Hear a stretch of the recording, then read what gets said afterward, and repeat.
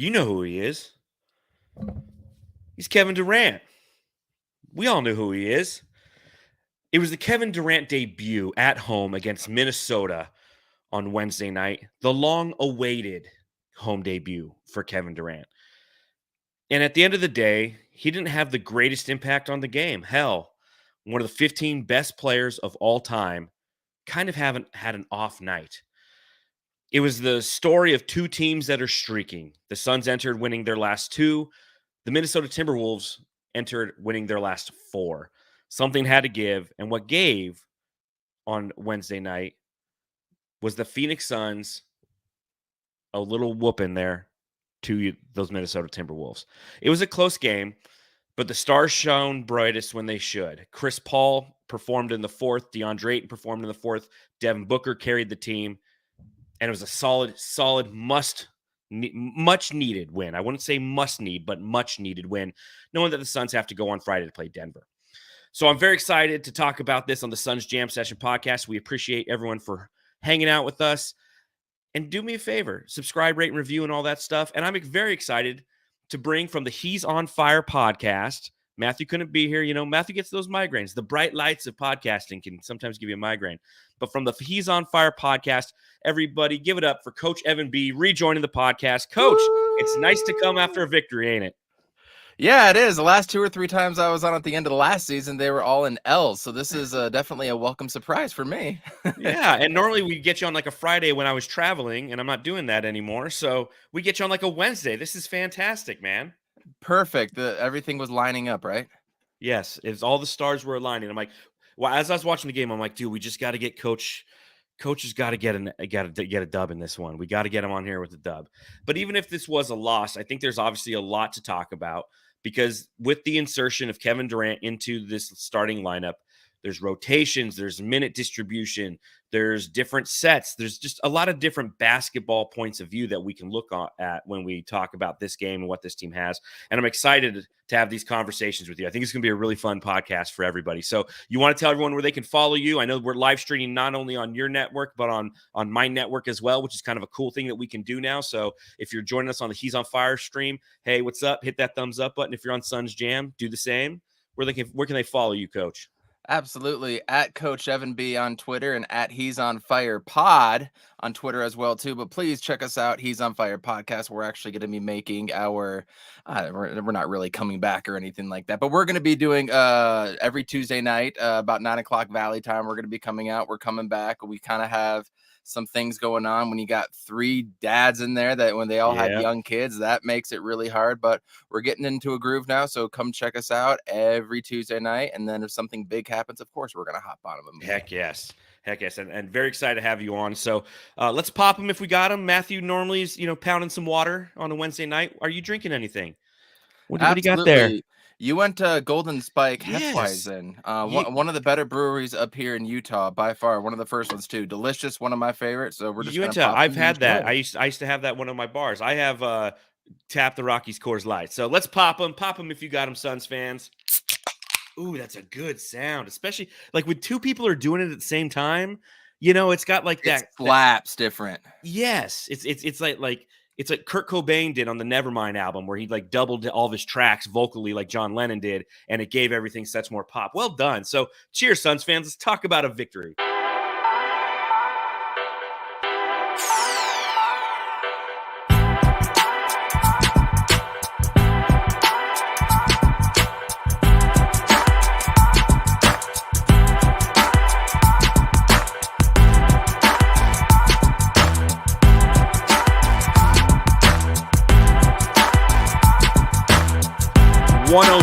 To 100, the Phoenix Suns slow down the streaking Minnesota Timberwolves, a team that has, over the past 10 games, been the 3rd best offensive team in the NBA, held them to 100 points.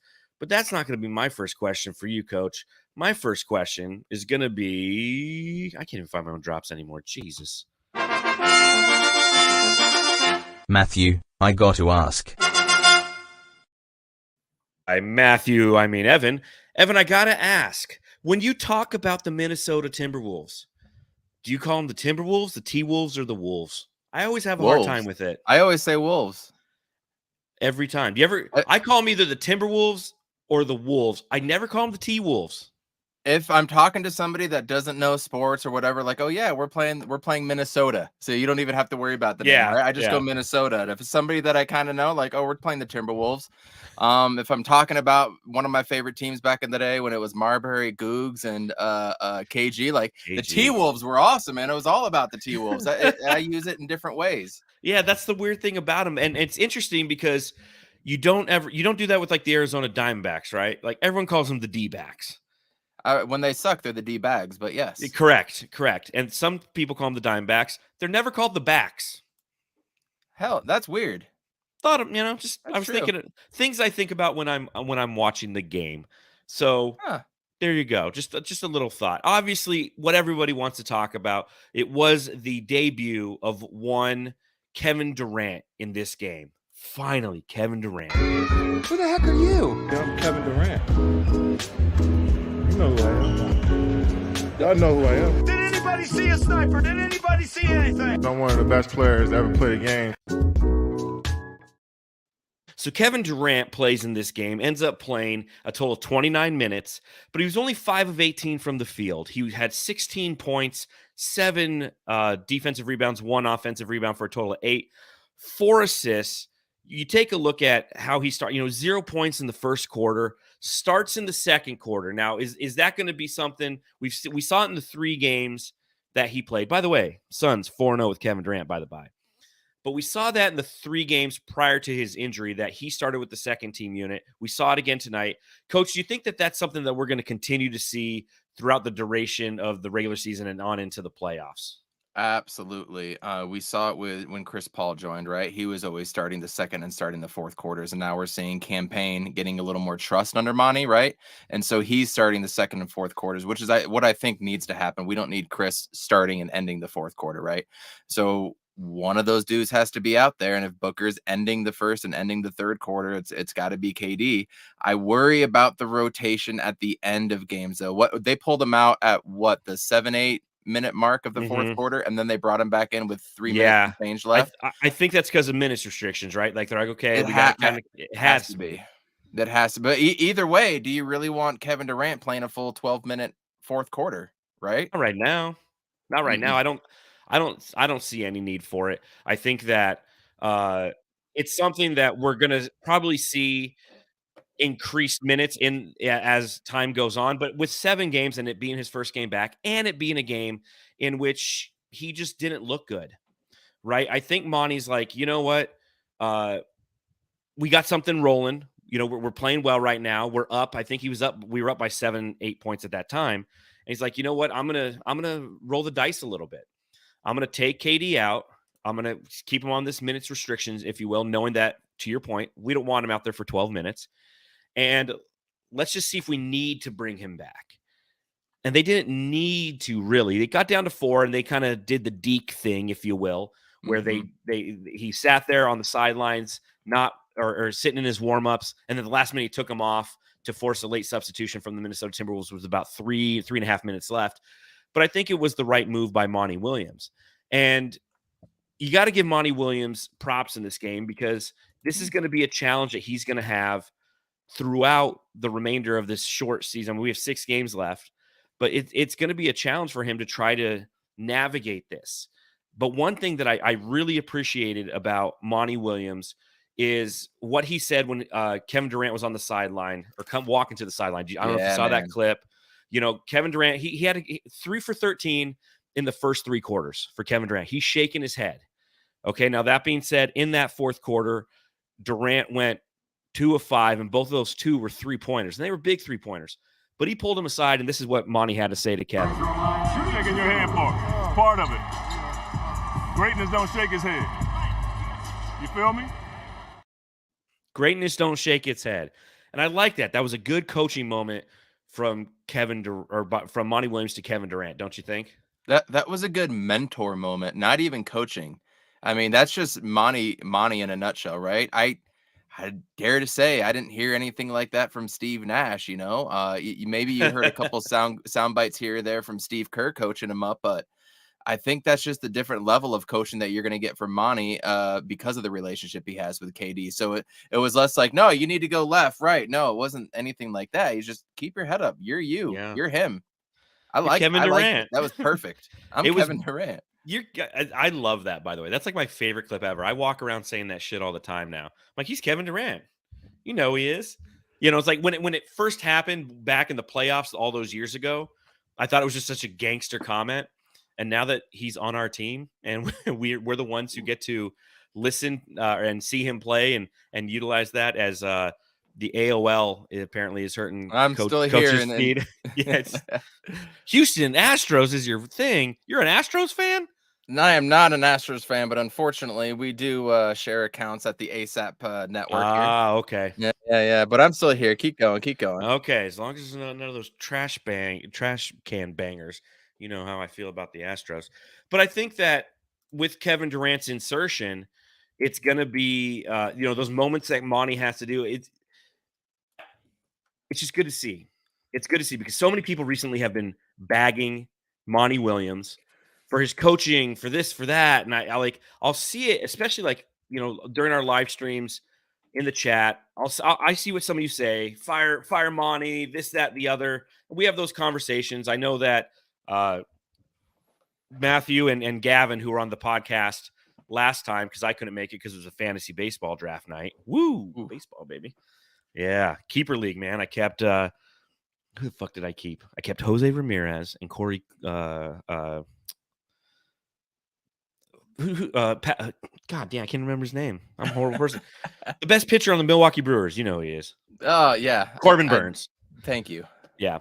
But again, the way the what Matthew and Gavin were talking about was just that. You know, they're addressing it too. It's like, everybody fucking chill on Monty, man. You got to chill on Monty. Now that's a conversation we'll continue to have as the playoffs progresses. Like with this roster, if healthy, and if they can't make it to the finals, like, what do you do with Monty? And even then, the answer is like nothing, man, nothing. You keep the continuity. You keep somebody. Moments like what we just saw are why Monty Williams is here and should continue to be here. I agree. I think we've all had our frustration when it comes to Monty, but at the same time, we've had a lot of injuries, a lot of roster turnover, a lot of weird things just happen, right? Yes. But John, if Tyronn Lue is there, if Ty Lue is there and is available, and we look dreadful in a series like we did against the Mavs or something, you can talk me into wanting to have a better tacticianer. Yes, you're not wrong. That's an argument to be had, but when it comes to culture and what the Phoenix Suns have become, what's more important at that point? That's going to be an Ishbia question too, if you ask me. I don't think that's going to be a 100%. James Jones thing. That's going to come down to Matt Ishbia and his presidential people that he has all around him and his group that he's bringing in, which he's still not done bringing in a whole lot of guys. Oh no. But Monty has offseason done will be a great interesting. job. I mean, no Shamit tonight, no Ish Wainwright, no Damian Lee, Yes, no thank Jock. you. And we saw Jock being really super aggressive and competitive and damn near one of the best backup big men the Suns have ever had when KD was in there with him. Like, you saw a little synchronicity going on there. So it surprised me. But when you think back to what Monty has said, how when it comes to the fifth starter, it's going to be based on matchups. Well, that's very much like what it's going to be with Biyombo, right? You had a bigger team in Utah. You had a bigger team in Minnesota by far with like Naz Reid coming off the bench. And let's hope Naz Reid is going to be okay for the long term. Naz Reid's a badass, by the way, man. He's fucking great. A free agent, by the way, at the end of the season. I know. He is a great he's like, Torrey Craig, Naz Reid. Give me Naz. Yeah, if we can afford it, though, that's the question. Again, you go back to that Ishbia thinking, right? Ishbia can, baby. Yeah, Ishbia can, but will he? I think he can, and I think he will. But again, we're getting way ahead of ourselves because there's so much of the offseason, right? Like, so fun, fun. Yeah, it's fun. We're already thinking of the offseason, like, who can we pick up in free agency? Do we need a new coach? Like, no, none of that. The Suns won, and it was a great win. Go ahead. Going back to KD real quick.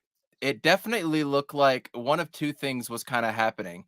we were forcing it to him so he could get his first bucket, right? Like that was definitely forced, get it off his back and all that. And so we forced that a little bit, but also he was really playing the Mikal Bridges, Cam Johnson swingman role, just being posted up in the corner. Yep. I'm wondering if that was by design because you just don't want to tire him out and do all these things right when he gets back, or that's not where they're planning to play him all the time, right? But did you notice that? Yes, completely. And the first thing I thought was just that is, oh, this is a game where they're going to pick and choose their spots for Kevin Durant to be effective.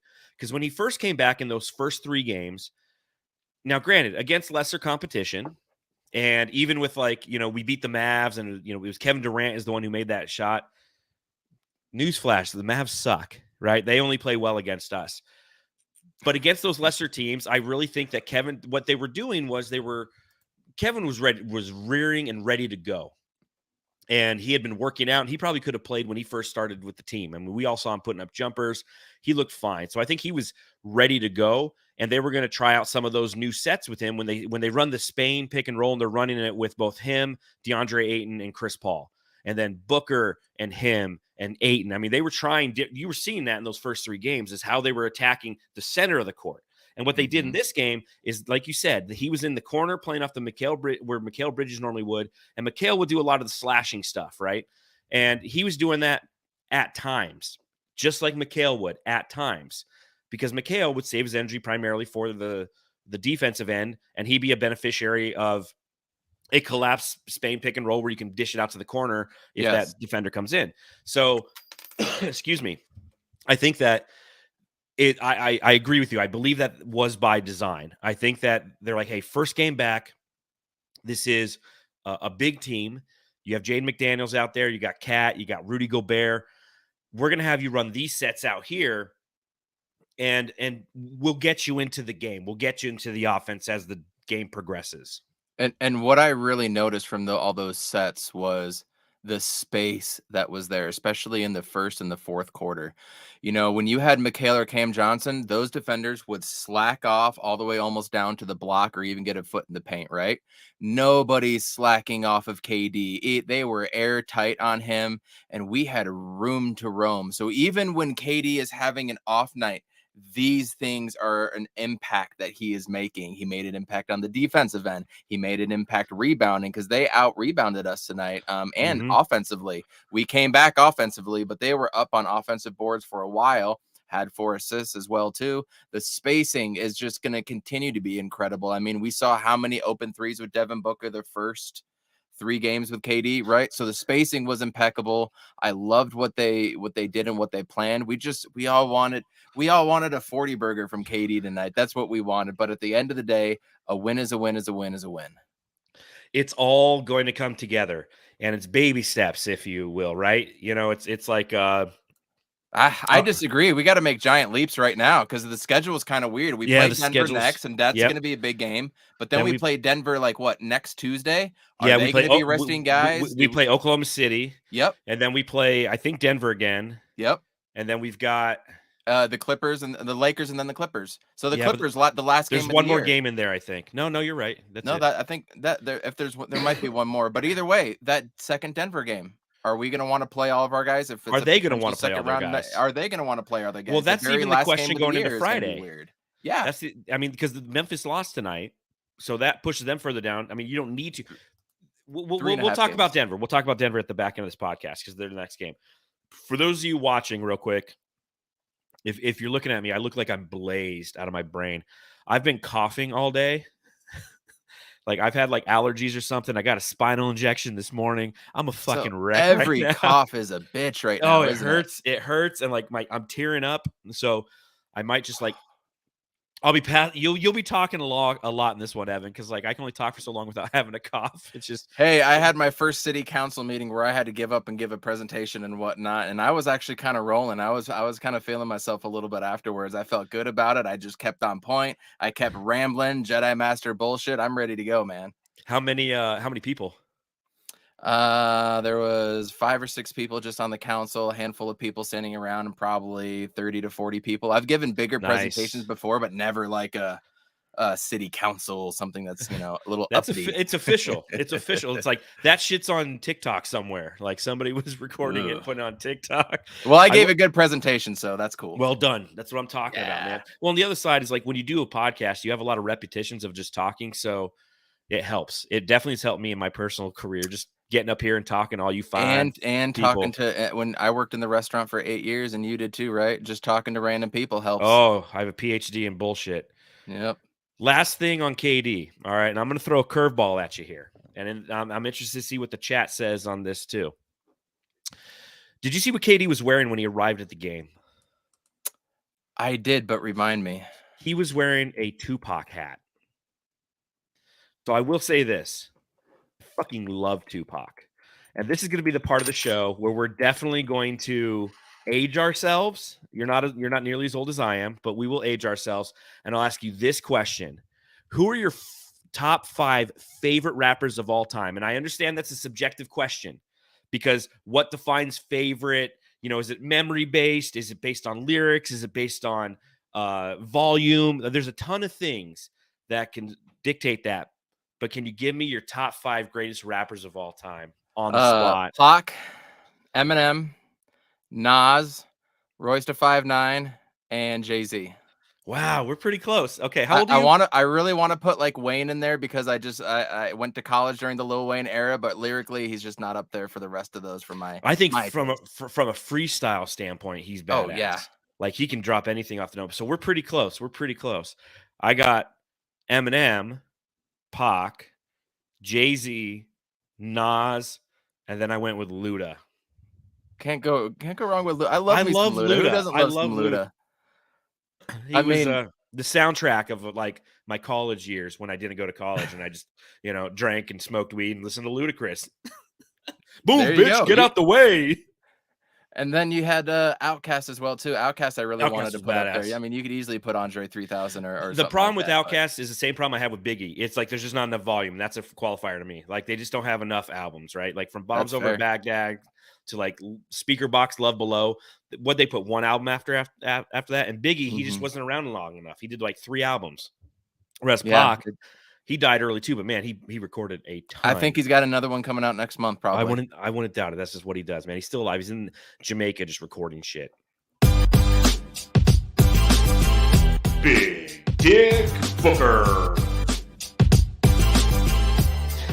BDB tonight. The Big Dick Booker went for 29 points. He was 8 of 18 from the field, 12 of 15 from the free throw line, which I will definitely get to in the subreddit stakeout. 5 assists, 4 steals from D-Book. What did you see from D-Book tonight, Coach? I don't want to say he had a different edge to him, but he played just a little bit different tonight. Now, granted, what Monty said at one of the timeouts, that they were looking too casual out there, and then they turned it up and won. He just looked a little more free and open, like he knew the Red Sea was about to part just a little bit for him. And so watching him attack was a welcome sight. But I got to say, every single time he goes down, I clench the butthole a little bit. That's everybody, I feel like. Like KD was on the floor a lot this game. So is Chris. Yeah, so it's great. Like everybody was. DA was on the floor. I was like, Jesus Christ, what the hell is going on? But I agree with you. What I saw from Devin Booker was the freedom of knowing that even though Kevin Durant was having an off night, he's like, hey, shit, I can go off right now because I don't have to do this the entire game. I can sit there and put up in the third quarter a total of 7, or I'm sorry, how many?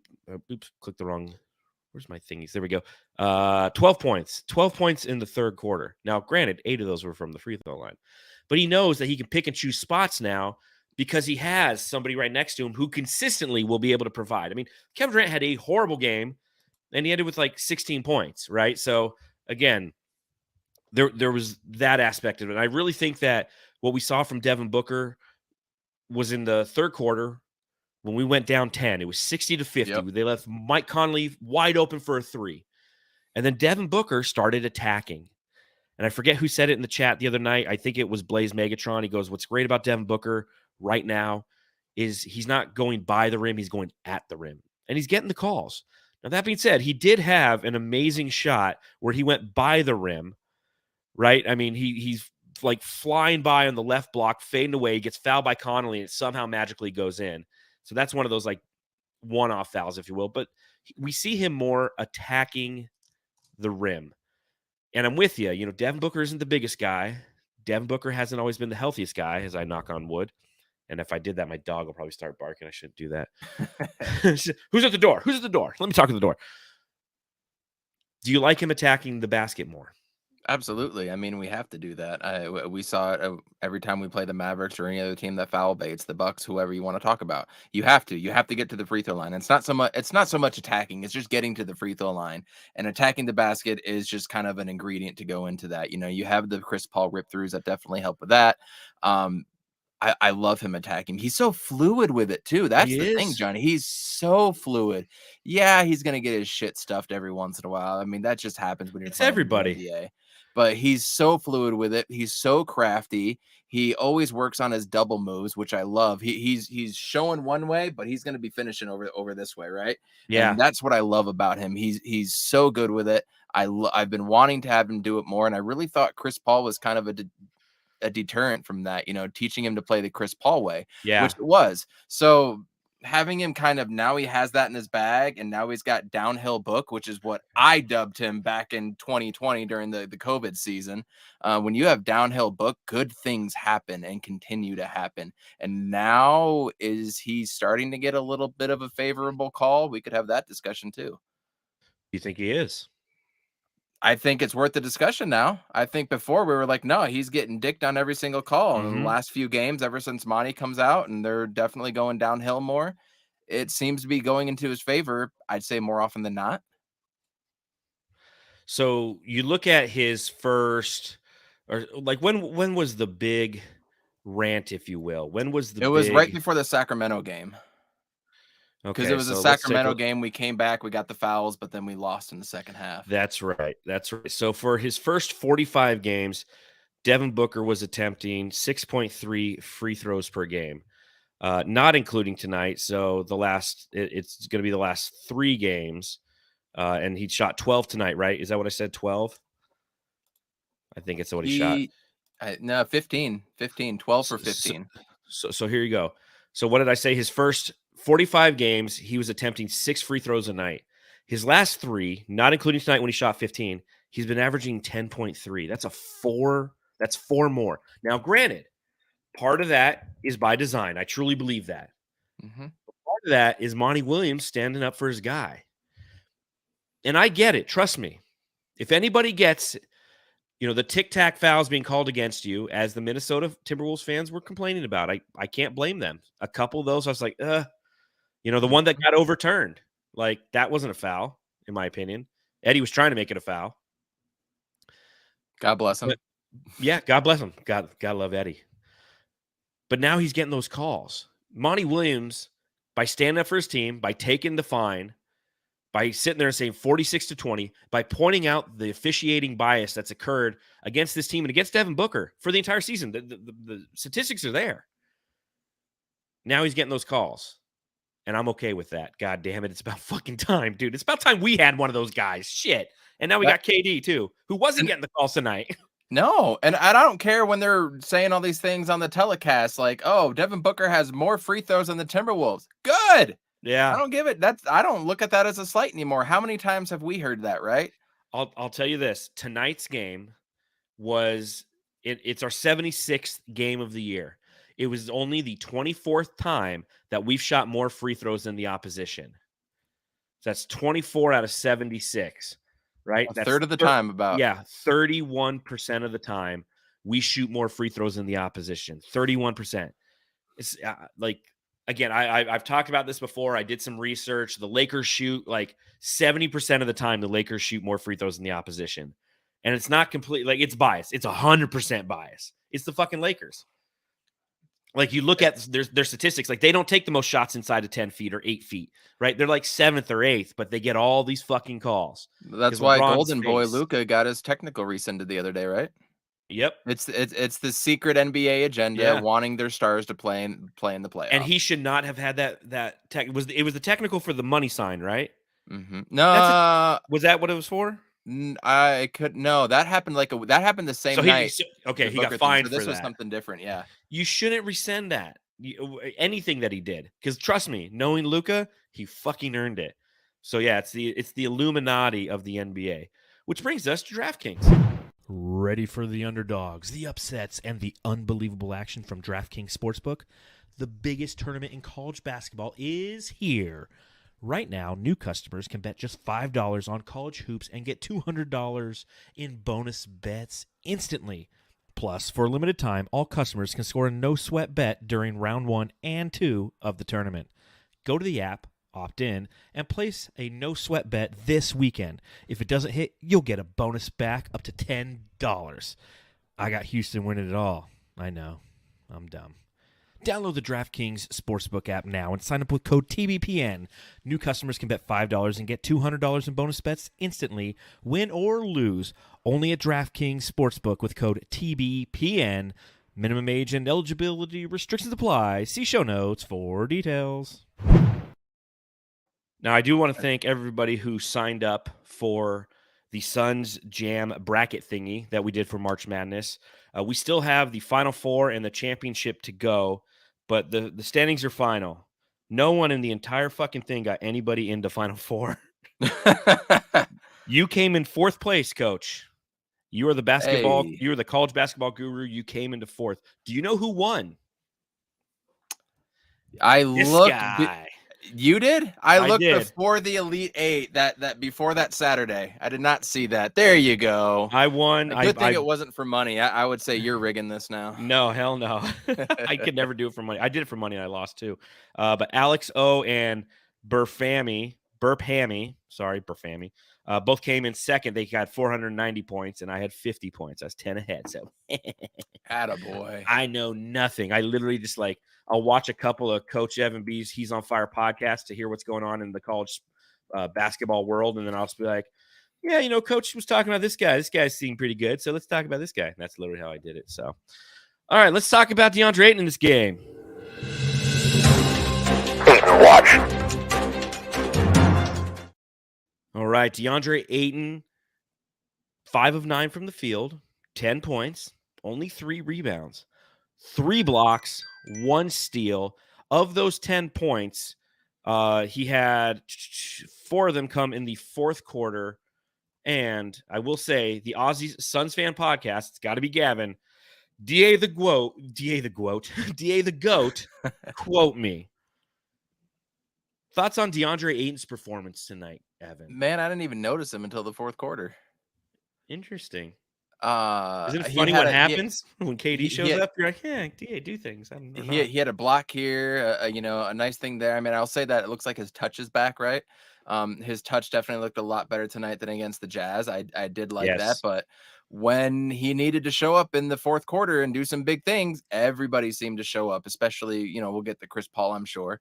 But DA definitely showed up when he needed to. You did see some late defensive, I don't know if they were miscues or rotations or something was missed, but you saw him looking at KD and Booker just quite a few times. He had a weird inbounds play right at the very end where he was going to pick it up and just didn't even look KD's way, and KD was open for 5 seconds and didn't even look that way. There were some weird little things like that, but he did what he was supposed to do. It's not like he got posterized, he was getting ran down the court, or Gobert was beating him down the court. God forbid if that happened. So it's not like he did a lot of as to your point, to what you and what Flex and Dan Duarte has said, he can't get played off the court. Nope. He didn't get played off the court, but he didn't do anything spectacular and the whole night, really. But in the 4th quarter, he showed up. He did his job. He helped with a win, and he wasn't pouting, wasn't kicking rocks or anything like that. So, and we won. So I'm not bitching. What I loved about DA tonight is he was engaged. He was focused and he was engaged and he was trying. And here's 2 things that will prove to you that he was trying. I'm going to cough. Beer. The first thing is the way that he was playing physically with Rudy Gobert down on the block. Now, he wasn't grabbing all the rebounds. Rudy finished with 15 rebounds. DA wasn't grabbing all the rebounds. But what he was doing was he was just being physical with the guy. Yep. He was forcing him off his spots. He wasn't allowing him to be an effective scorer. Now it hurt the Suns in the first half that Rudy was getting all those rebounds, and everybody on the Minnesota Timberwolves were getting those rebounds because they led to second chance points. But they weren't from Rudy. Rudy ended with 7 points in this game, which was beautiful. The other thing that I noticed from DeAndre Ayton was there was a play where the ball was going out of bounds, and he ran and he hustled, and he almost dove for it, but he got it and he threw it back into Booker. This is on the side. Wasn't on the baseline. When's the last time you saw something like that from DeAndre Ayton, where he is out far enough to be there, but then goes after it? Normally, he's just kind of the guy who stands there and watches it go, right? Game 4 or game 5 against the Clippers in the Western Conference Finals when he had like 22 points and 20 boards. Yeah. That one. Yeah. But you think about it. We're 6 games left in the season now. We're getting ready into the postseason. Here comes playoff DA, folks. Like, this is what you can expect from playoff DA, especially with Kevin Durant and Chris Paul and Devin Booker on the court. Is he can really focus on his energy level and bringing it. And I appreciate that. Would you like to see him go for more? You always do, because he's your number 1 pick. But we don't need him to anymore. That's the beauty of this. So he can really play to his strengths and be aggressive when he needs to be aggressive. But he was engaged the entire game, and there was a different level of hustle and engagement that I noticed right from the tip. I was like, oh shit, DA's in this game. Let's go. So we'll continue to watch how this goes for the remainder of the season, because, and this is the other big thing, as you mentioned, like, he showed up big when we needed him to, because that's the thing. It's like, you don't want DA to just kind of, not be engaged offensively to the point where it's like they're not utilizing him at all. Chris Paul had one of the best passes I've ever fucking seen Chris Paul throw to DA today, when he bounced it and it went right to DA's chest on a pick and roll where he could just grab it from his chest up into the basket. Not down at his knees where he's grabbing it and then he's trying to come back up where everyone's like, why is he bringing the ball down? It's because that's where the fucking ball was thrown to him. Kevin Durant had a great wraparound pass in the first quarter to get to DA. It's going to be another benefit of KD. All of a sudden, we're going to have these different opportunities to get to DA, get DA the ball.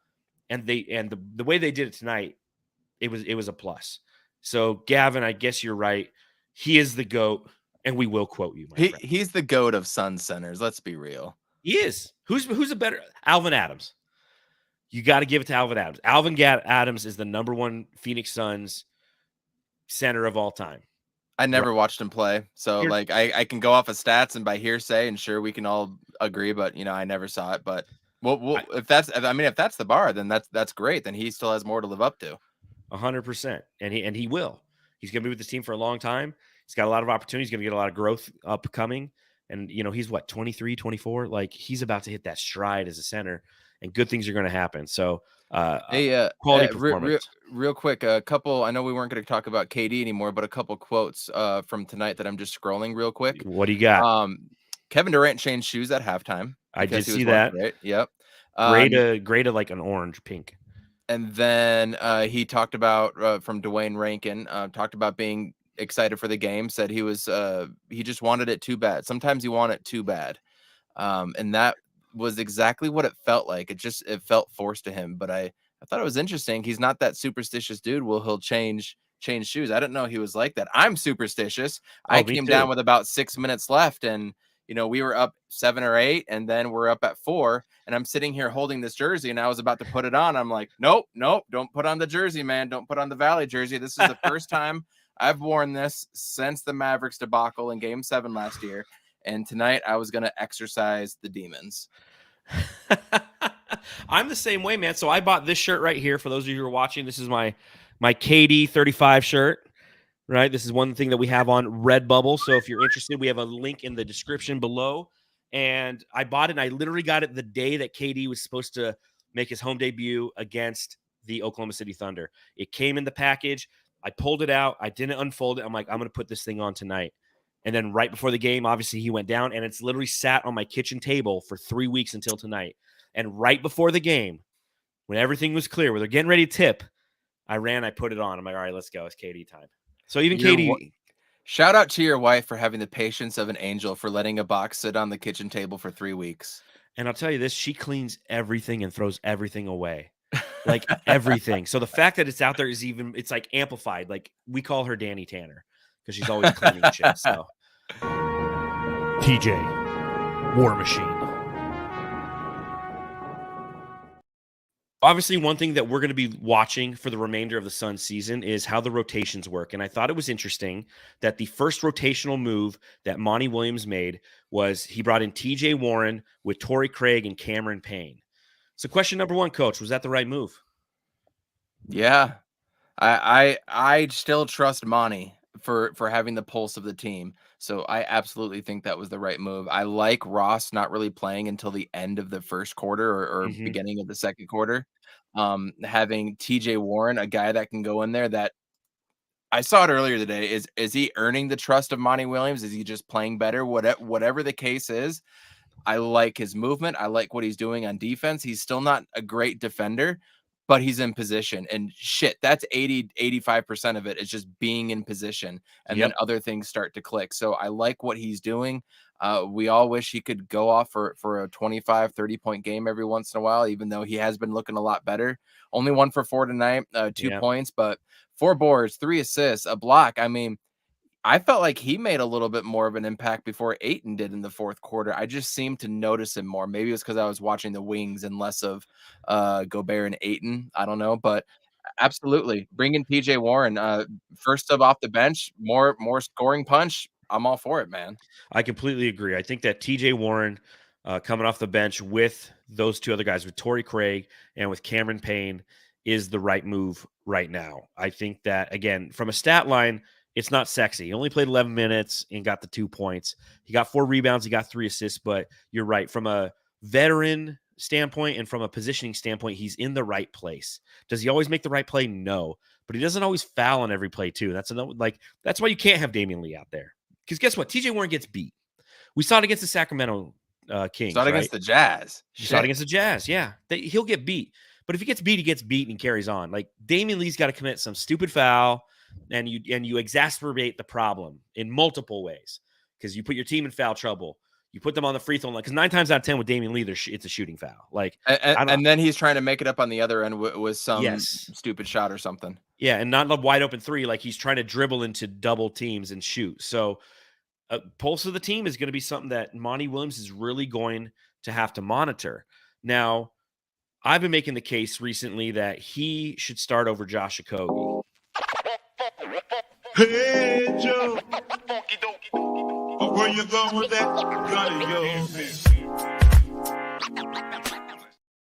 So I mentioned this recently, the fact that Josh Okogie is like one of the worst catch and shoot 3-point shooters on the Phoenix Suns. And that's just a fact. And with the gravity that's going to exist with Kevin Durant, Devin Booker, Chris Paul, and DeAndre Ayton on the floor, he's going to see a lot of wide open threes. He was 1 of 3 tonight from beyond the arc. He was 4 of 10 overall, but he had 10 points and he had 9 rebounds. And he had a couple steals and a block. So it's like he's a stat stuffer. Now, granted, he's playing against his old team. You know he's up for that. The mask is off now. So I'll ask you this. This is a conversation that Matthew and I have kind of been going back and forth with. I know Gavin, when he was on the podcast last time, they were talking about it as well. Do you think Josh Okogie should stay in the starting 5? Or do you think that Monty Williams should put in somebody like a TJ Warren? Like I want to go as far to say TJ Ross, because he literally is a turnstile. Like he got turned around a couple times. I was like, oh, damn, that's like the definition of today. But should you put in somebody who's a more pliable offensive threat than Josh Okogie into the starting lineup and then worry about having Okogie end the games? Or should he remain in the starting 5? Okogie needs to be there because I'm going to go back to your original point, having the fuck shit up guy. I think that's very, very important for that position. Whether it's, I mean, if we play the Nuggets and you have Aaron Gordon, MPJ, and Jokic, you're going to want to play Torrey Craig, right? That's who you're going to want to start in that instance. But I also want a scoring punch off the bench. Campaign, very unreliable at times. Thought he played a pretty decent game tonight. TJ Ross, I almost did it too. Terrence Ross can be a flamethrower, but he's 0 for tonight. He had 0 tonight. Like him, the guys who've gotten us to this 3-game winning streak, TJ Warren and Terrence Ross, the outlet boys, had 2 points tonight. Like it's crazy. And tonight was a weird game. Tonight was KD's return and everything felt weird. And I I really want to throw this one out, and this was just about getting everybody on the court and seeing what happens. It almost felt like a YMCA run for the first 2.5 quarters, man. You know what I mean? So, but I really want a more conventional lineup out there, because if we do have to go 5 subs deep and we're not going to stagger lineups, which personally I don't want to. I mean, if you ask me, I want all of our starters out of the lineup at the end of the first quarter at about the 10-minute mark with 2 minutes left, and for about the first 2 or 3 minutes. I want all of them rested. I mean, call me more old school in that fashion. So I want more scoring punch off the mat. I want more well-rounded stuff. I don't want Payne dribbling to the middle and he's looking over. There's Josh Okogie and Craig. Shit, what's going to happen from that? We're going to lose leads real quick, as opposed to Payne being able to get Ross involved, and then TJ Warren, he's just a bucket getter in very weird ways. So I really think for this team, for what we need coming from the bench, it is very important to have a Ross, a Payne, and a Warren coming off the bench. That's my personal opinion. It's a fair point, and it's a great topic of conversation, because I don't know if there's necessarily there's a wrong answer. Like, instead of starting Josh Okogie, you put in Bismack Biyombo. Like, that's the wrong Start answer. Jock Landale. Come on. Yeah, Landale should be in there, right? Like, that's clearly the wrong answer. The way that I look at it, and you're right. I've said it before. When we lost Jay Crowder, we lost our fuck shit up guy. And you saw it at the end of this game, man. Josh Okogie was the fuck shit up guy. Everywhere. But it was at the end of the game. And what I think is, I'll continue to ride this point of view, if you will, just for the topic of conversation. If you have TJ Warren starting, he's somebody who can hit those catch and shoot threes, and you can put a big lead on a team, right? You can go up 7-8 points before they're sitting their starters. And then you know what the Suns are going to do. They're going to play Devin Booker, and they'll play DeAndre Ayton. They played both of them pretty much the entire first quarter. I think DA played the entire first, which is something I was like, okay, that's what I'm talking about. DA, he played the first 10 minutes. But you do that, and you sustain the lead. And then when the second quarter starts and Cameron Payne comes out onto the court with Josh Okogie, with Torrey Craig, and with potentially like a Terrence Ross, they're coming out with Kevin Durant. And in that situation, you have Cameron Payne who can score, Kevin Durant who can score and facilitate. They both can score and facilitate. You got a couple defensive guys in there, and then you're playing Bismack or Jock Landale based on the matchup. And I think that you can score and defend in that lineup set. So again, I don't know if there's necessarily a right answer or a wrong answer. I think at the end of the game, Okogie's in there. Like, Okogie, play him the whole fucking fourth. Sure. The guy's fantastic. But I think that that's just a way in the first half to run your rotations in an effort to get a good lead and sustain a lead. I don't know. I completely agree with the sustaining the lead part, because I feel like we have the firepower where we should be up early in most games. Mm-hmm. We do. When we do sub in guys, that's going to be the part where we need to. The bench really needs to learn how to sustain, and then they thrived right in the past couple of games, definitely against lower teams, and nobody was hot like the T-Wolves were, right? Well, there I am calling them the T-Wolves. See, you never know what you're going to call them. The Wolves, the Timberwolves. Yeah, those guys up in Minnesota. The Minnesotas. But we talked about Cameron Payne. He deserved a drop tonight. Here comes the Payne.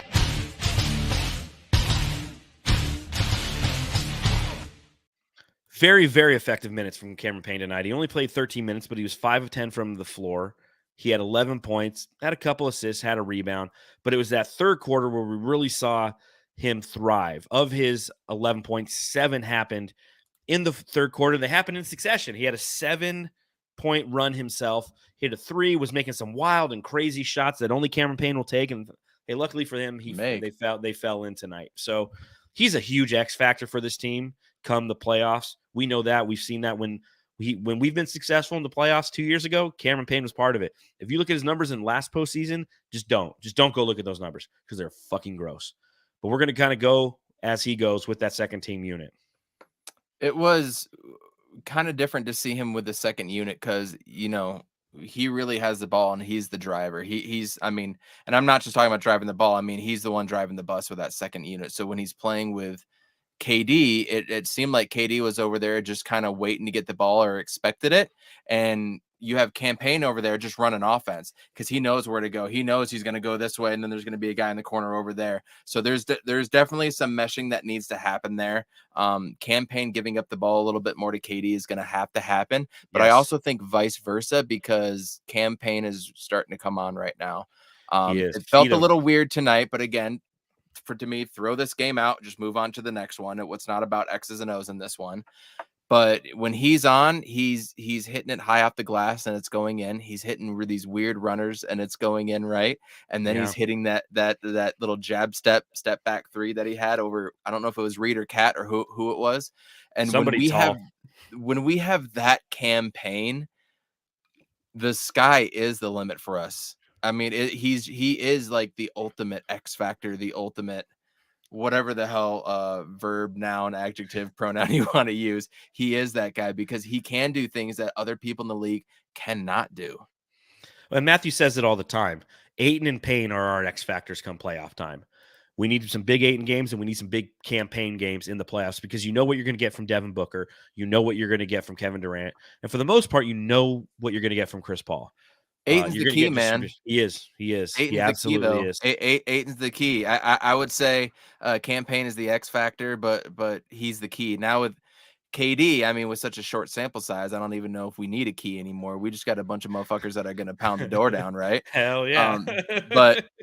But DA, I've said it for years, which is why I'm so damn critical on him. He is the key. He is the one that can unlock almost everything else. Yeah, but Kevin Durant unlocks a lot of people, and he's going to unlock DA. So we'll see. Let's check out what's going on in that subreddit, huh? The Suns Jam Session subreddit stakeout.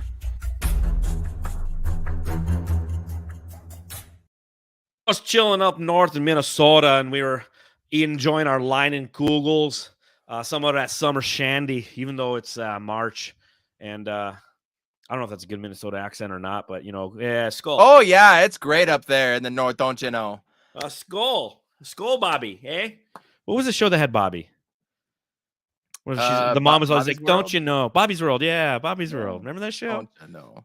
Don't you know, Bobby?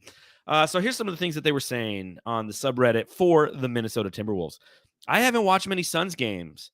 Do they live in the mid-range this much? Feels like I can live with all the shots they are taking. We're contesting. Tell me you don't watch the NBA without telling me you don't watch the NBA. Like, how do you not know that the Suns are like the mid-range mafia and that Devin Booker and Chris Paul live there? Like, how do you have a Reddit log on? Always had a soft spot for Okogie, but talk about falling upwards. Could barely crack the rotation on a mid team and is a clear starter on a title favorite. Interesting comment to unpack there. Wow. Yeah. I mean, falling forward. Interesting. They loved Okogie. And if you look at his statistics, I mean, he's calling me nonstop for a reason. He is a hustle guy. We've had those guys in the past, right? Lou Amundsen, Pat Burke, when he got like the final 5 minutes. Javon Carter. Yep, Javon Carter. I mean, we love the hustle guys. Mm-hmm. Okogie was their hustle guy. And he left, and he's playing so much better with us. And they were talking about it during the broadcast. Again, I didn't watch ESPN, and I'm glad I didn't because all they did in the subreddit was dog Doris Burke the entire time. They're wondering if she was wearing a Booker's jersey. We just need to get a couple stops at the end of the game. Burke and sucks. That's the byproduct of Kevin Durant is that you actually get the ESPN broadcasters that like on your side. Yeah, it's weird for us. But again, the way that they were talking about Okogie was just, something we can all understand and empathize with because, what Eddie was saying on the broadcast was that Okogie had stated, he's just like, they just didn't run a system that kind of suit me, and that's just because look at their system. Their system is so different than the Suns. So slow. It's Cat from the Kyle perimeter. Anderson took over his slow-mo, and he's thriving. Yes. Josh Okogie moves to a faster-paced team, and he's thriving. Facts. Aussie Suns fans in the podcast, Lissy has way better disguisers. Yeah, he bought them. He bought them from Amazon, and it's not like there's a ton of disguises you can buy from Amazon. He bought all the good packs. Excuse me. All right, other things in the subreddit. Ayton looks like he's from another decade. Don't know what that meant, but maybe it's because he had maybe like the 80s. he has like tape on his fingers or something. I don't know. Suns attack so much side to side. It's tougher to play straight up drop if the man defender is behind. Thoughts on that comment? I've never thought about that. Yeah, They me do play a too. lot of side to side because they do a lot of stuff on the wing. Free throw line extended for people that know the elbow, and then you got free throw line extended going out to the 3-point line. Yeah. So when you say wing, I think of free throw line extended. We are doing a lot of action just right across from the nail to each boundary side. Holy shit, that's a great point. Who is that person? Let's hit him up on Reddit. That person's name is MC Rhino, but RYNO. I bet Oh no, wait, wrong one. Oh. Wrong one. It's Dio Brando 101. Dio Brando. You've created a little thing twirling in my head right now. Yeah, About that. I Good saw job, that good job. comment, but once they said that, I started noticing it throughout the game. I'm Totally. like, yeah, we're a team that starts primarily everything in the center of the court. And then we run it side to side off of that. And like you see it all the time, so it's nothing crazy. But then you watch the way that how their offense runs, it's completely different, like we mentioned. It's slow, and they like to start on the sides and work inwards. Sun mid-range attack just isn't scary. Suns are fouling like they are the Timberwolves. D-Book and Kendall Jenner both enjoy being on their back. Damn. I mean, that's Book's primary position for game winners, so it is. Get used to it, fuckers. This is a great comment. I hate Booker. I hate Durant. I hate CP3 most of all. Having them all on one team makes my sports hate much more efficient. Well played. Well played. There you go. Even though we won the challenge, I promise D-bag Booker flops the next 3 possessions. Bitch ass Booker is a fucking softie. So again, that's just a lot of hate for Booker, obviously. And then finally, somebody said, Suns are hell of a team, man.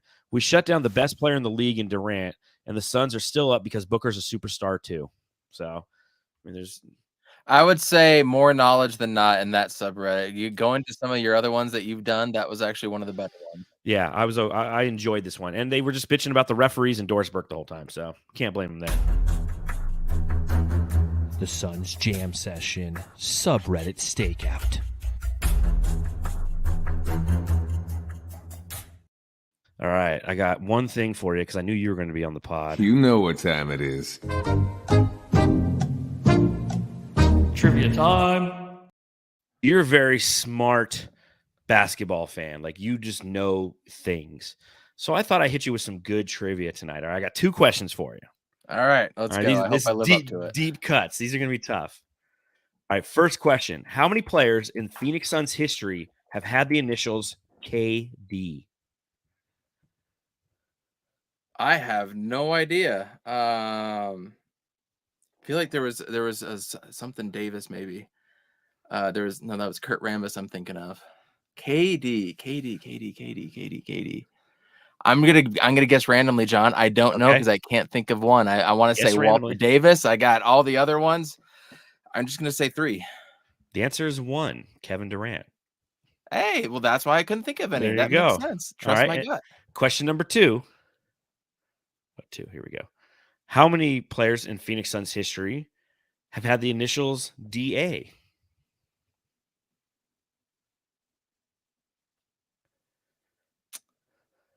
Two. 3. You have DeAndre Ayton. You have Dennis Autry, who played from 1974 to 1978. And you have Danny Ainge. Son of a bitch. There you go. Good call. Yeah, I thought I'd throw some tough shit at you. You know, this one will be a little bit easier.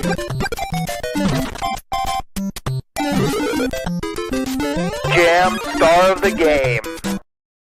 Jamsters, a reminder, subscribe, rate, and review, whether you're watching this along live on the Suns Jam Session podcast, or if you're on the He's on Fire podcast stream, hit that thumbs up button. We appreciate it. Lets people know where to come. It's algorithms and such. It says, hey, come watch the Suns game, or come watch the post-game pod with us after the game.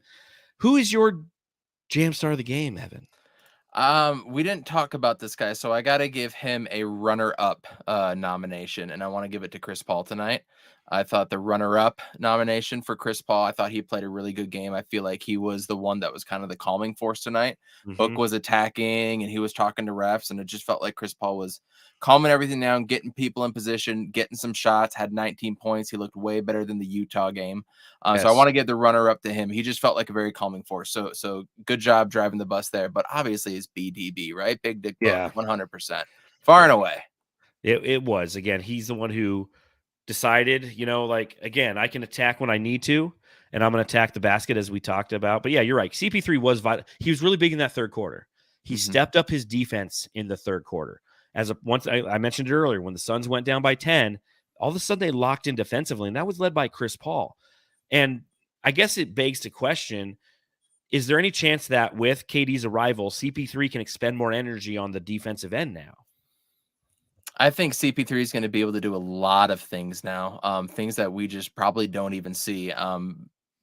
Ball handling, right? I think he's going to be able to do that even just a little bit more because he was doing it less. I think he Yes. can do it more now because I think he's going to have a little bit more room, especially in the half court. He's going to be able to run a specific offense. He's going to have room to hit shots. If he can just turn into prime Derek Fisher with the Lakers, who couldn't miss a clutch shot to save his life, then that's just a huge X factor. I think Chris Paul's just going to be able to do a lot. It's going to be fun to watch. Every game's going to be a different conversation, John. Oh, that's the best part, man, because the challenge that we've had going live after every game, it's like, all right, here's what we saw tonight, but we don't know what it means yet because Kevin Durant's not here. Once Dude, KD gets here, now we can actually start to talk X's and O's and strategy and rotations. And, that's the fun part of this with 6 games left. So speaking of 6 games left, next game's Denver, right? And that's going to be an interesting affair. It's going to be is it at home? I think it's at home. I Yeah, knew this, but now I don't know for sure. like, Now I'm I'm on the almost spot. I'm almost 100% it's at home. Like, I'm almost Yep, it 100%. is home There NBA you go. TV. It's a 8:30 start time for me, so 7:30 for 7:30. y'all. 7:30. Gross. So tonight, the Memphis Grizzlies lost, which puts the Denver Nuggets 3.5 games ahead of them in the standings. Okay, 4 games ahead of them in the loss column, which is what I try to look at this time of year. I really focus on the loss column because there's a lot of half games and all that stuff. The Suns obviously with this win and the Clippers winning tonight. I don't know if you saw that. The Clippers won. They didn't have Paul George or Kawhi. Fucking Westbrook goes ape shit. Norman Powell and Bones Highland go ape shit on the bench. And they win, so they are a game behind the Suns in the loss That's column. that's part of what's going on with the Suns to a point with Durant. All these dudes are used to not playing with Kawhi so much that the second he goes out, they just feel more free and they're running with it, which is what you saw with Payne. It's an interesting dynamic that they got going on in Clipperland. It's interesting. I was thinking about this today, and I don't know if I've ever heard anyone make this specific point, but it hit me while I was doing my one dish today. Not well, according to my wife. I never clean anything well enough. In the eyes of Danny Tanner. With load management, one of the biggest challenges with load management, we know when we talk about the Clippers, we know we're talking about load management. One of the biggest challenges with load management is, your guys are healthy for the playoffs, but they're not durable enough for the playoffs. Because when the playoffs hit, you're playing every other fucking night. So you're asking these guys, it's like, all right, you're playing here, you're not playing on the second night of a back-to-back. We're going to take a game off here, so now you're going to get 5 days rest. It's like I don't know if you ever had any firefighter buddies, but like if you got a firefighter buddy, they work 1 on, 2 off. So if they take 1 day off, they get like 5 days off in a row. It's beautiful. Thank you for saving lives and baby and cats and putting out fires. But that's what they do in the NBA. It's like, hey, Kawhi, you're going to take this 1 day off, so now you're going to have 5 days off. But what happens is once you hit the postseason, you're fucked because from a durability standpoint, late in a series, you're grinded down because you're not used to the grind. Didn't Paul George literally just come out and say this about a month ago or 6 weeks ago, something? He said, we're taking all these days off because we're not practicing and going hard like we used to. We've gotten soft. And I Yeah. completely agree that. I mean, we can have the debate about AAU basketball and how that's really hurting a lot of people. And you can put all this together, right? But at the end of the day, I mean, we've never been able to have the ability to run faster, jump higher, do all these things that the body's really not meant to do. But then we're building these huge ass athletes up to perform once every 5 or 6 days. No, if what I think I know about physical education and all that stuff is is repetitions and Yes. body and memory, muscle memory and all that stuff. So you're good at your job because you do it 5 damn days out of the week, right? So Yep. you get into a groove and your body's tired and stuff. You're getting up and you're sore right now with your back, but once you get into work, you kind of get into a groove, and everybody knows what I'm talking about. And I think that's very similar with athletes, NBA in particular. I mean, and the MLB, shit, John, you're a huge baseball fan. You know, it takes minimum 30 plus games for a hitter just to start getting comfortable Oh, at yeah. the plate. And that's spring training where you don't get a full 30 games, right? Yep. So load management is a thing that needs to go away. And I love what Doris Burke was saying, how maybe with the MVP voting, you cap it like you have to play 65 games if you want to be in the MVP category. Maybe there's things like that you can do, but that is an interesting comment, what they were saying. And I've been rambling and I almost lost the point of what your original No, question you're was. fine. You're fine. It's good conversation. I wonder if the argument for 72 games, which I know Matthew's pro, I'm kind of con because I always will have that historical side to me. It's like, well, Jordan played 82 games, but you're right. Jump higher, faster, longer. And also back then, like the playoffs weren't nearly as long. The playoffs are very long. And if you were to drop this by 10 games, the season by 10 games, this season would have ended last week. So you can add potentially 3 more weeks to the postseason. You can keep the same amount of games and you can maybe spread it out a little bit more. So there's the same rhythm of the regular season, because that's what I'm worried about. That's the challenge, right? It's like we always talk about how there's 2 different seasons, but like it really is 2 different seasons because it's every other fucking night until the finals, and it wears. And it's teams hard. out. They're hard games. You're not They're playing hard. you're not playing against a cheap team. No, you're playing against a team that's strategically doing everything they can to physically task you as long and hard as possible. You look at Chris Paul. It's what always worries us and will worry us as we enter the postseason. This postseason is, can Chris Paul hold up from a durability standpoint? And that's a challenge. So we got off topic. I was talking about the Clippers. Do you think that Denver brings the full? Now, this is the interesting thing. We know that they're going to be playing, right, on the game against the Suns or on Friday. It's not like they're going to sit anybody for this game in theory, right? But I do think that the Denver Nuggets might play some vanilla basketball against the Suns, because this could potentially be a second round matchup. The Suns are at the 4 seed. If we beat the 5 seed and we have to play the winner of the 1-8, it's the Denver Nuggets. How much do you give away? Because they don't need games as much as we do. Like, we have to give away a little bit more than we do because they have a 3.5 game cushion with 6 games to go. They also play tomorrow night, so they're going to be coming off a back-to-back. That's true. Who do they play? They play the New Orleans. Yep. So, man, 1 week to go during the season. I mean, if you're the coach, what are you doing? I'm sitting who needs to be sitting, right? And I probably am doing a vanilla type thing. They have won 4 in a row, but they hit a skid too. Man, you hear Eddie say it all the time, and I'm a big proponent in it. You have to be playing your best basketball at the end of the year. I think the Suns are just in such a prime chance to be that team right now. Well, we were the Nuggets last year, right? We were the team that had the Jazz the year before. Yeah, that could pull the gas pedal back a little bit because you do have a lead. Now, we had a much bigger lead, but they have a lead, and it's 3.5 games. And they could sit there and say just that. Be like, you know what? We can sit this guy. We can sit Jamal Murray. We can sit Michael Porter. And it might cost him a game in the stands. No big deal. But we talk about that rhythm thing, right? Mm-hmm. And that's why, again, that load management at the end of the season, it hurt the Suns last year. It hurt us going into that game against the Pelicans, and the Pelicans were on the upswing. And it hurt the Jazz the year before because they were go, go, go. They wanted the number 1 seed. They wanted to prove to everybody, and then they floundered. They were tired. 100%. So well, I mean, but we also play them a second time next week. Exactly. But that I feel like a much more vanilla type game for them. I truly do that. Sure. This one is going to be interesting. But again, coming off that back-to-back, I don't know. Do you think it's a win or a loss, or are there too many X factors to even? I think it's a win. I think the Suns have something to play for. I think Book said it yesterday. It's like this is the time we've all been waiting for all year. It's right now. We are right in it. The Suns have something to play for. One of the coaches that taught me when one of my teams was losing to a far superior team, and they were still playing.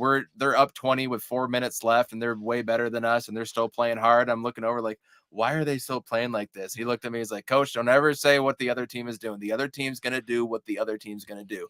So Valid. they can do what they want to do, man. They can play and go full 100%. They could go vanilla. What the Suns need to do is get their rotations tighter, get used to playing with each other, and play Phoenix Suns basketball with Kevin Durant. It's going to be easy for Chris Paul and Devin Booker to play with Kevin Durant. It's going to be harder for our depth guys. So we just need to play our game and let them do what they want to do. I'm curious of the route. I'm really curious if they go into overtime tomorrow night. I think that's going to give us a clear view too. Big time. And New Orleans has been playing somewhat better. You know, they're a team that's fighting too. You know, everybody's fighting. I talked about this last night on my podcast. The Pelicans played the Warriors last night. Did you see the scuffle?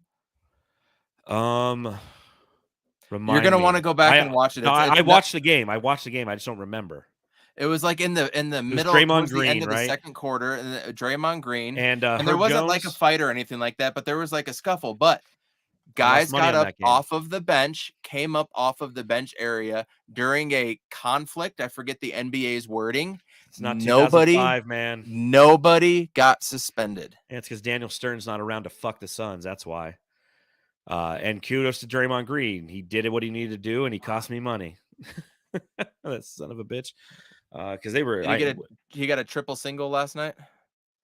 I think he did, but 9 points. No. He had like 15. He had like 15 rebounds. Okay. No, I needed New Orleans to win that game. Yeah, they. I was like, they're crushing him. This is fantastic. And then all of a sudden, it's just like, oh man. After that, it was him and Herb Jones were getting into it a little bit, and then the kerfuffle happened, and then like. I was like, well, that's the emotion that the Warriors live off of. They live off that. That's why Draymond's so valuable to them. Is he's got guys who can back up his shit talk. You know, I would love to have seen Draymond Green on any other team where it's just like he does all that shit talk and then he plays for like Dallas and they like just miss shit unless they're playing the Suns. So see where that gets you, right? Yeah, 4 rings. That's where that gets you, at least for him. And anything else you want to talk about before we get out of here, Coach? I really appreciate you coming on, brother. I could talk ball for the next 4 hours, but your back must be killing you. It's time to put this thing to bed. So on that note, Jamsters, and do you have a nickname for the people who watch and listen to your podcast? Cool people? Fireballs? Fireballers?